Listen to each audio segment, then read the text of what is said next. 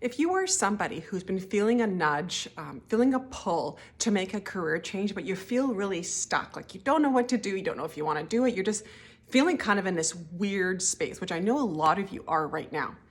You really have two long-term options and one third option that's really a temporary option that most people actually treat as a more permanent option.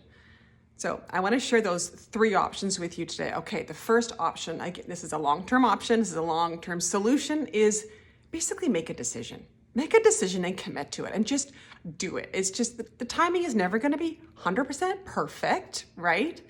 But it's making a decision and committing to it. Now, depending on where you are, this could actually mean different things for you. So if you're not quite ready yet, maybe there's some things in your personal life that need sorting out.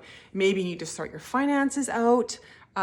Make a plan though. Don't just say, well, I'm going to do it when this happens and just kind of put it out somewhere in the future. I'll deal with it later. You actually have to have a plan to help you move forward. It's making that commitment. Or if you are like, okay, I'm ready. Let's do this. I want to do it, but I have no freaking idea what it is that I want to do. Nothing this makes sense. Please do reach out to me.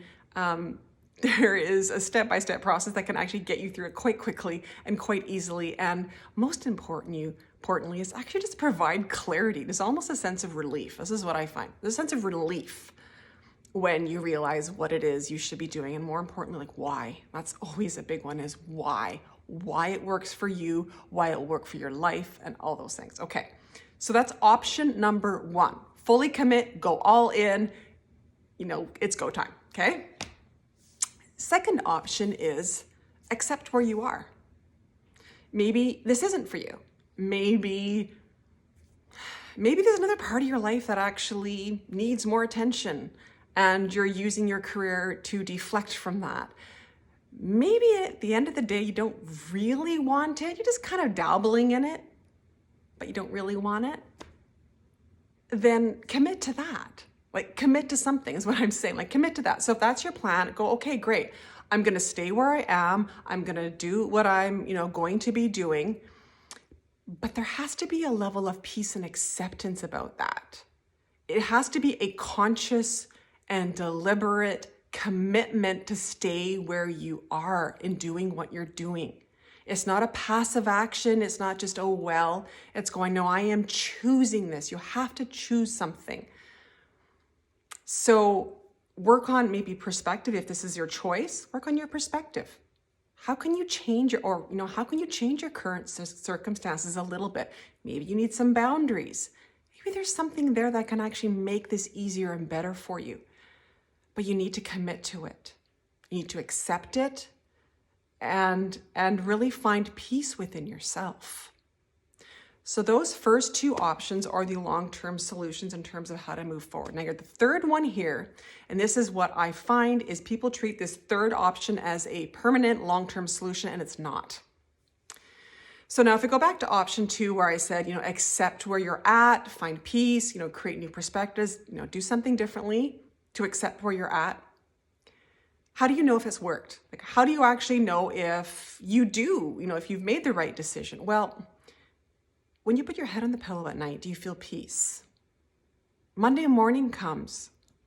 Are you feeling pretty good still? Are you still feeling good about your days?